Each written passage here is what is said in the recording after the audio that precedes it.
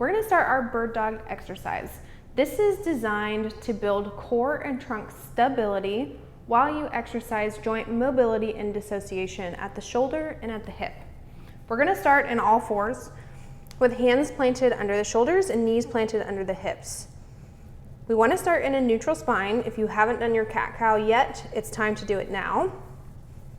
When you're in neutral, we're gonna start by belly breathing and pressing out through the tummy, and then extending the opposite arm and leg.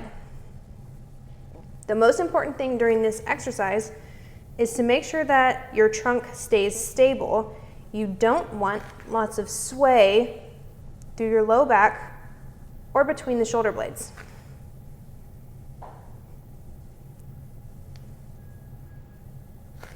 Repeat reps as directed.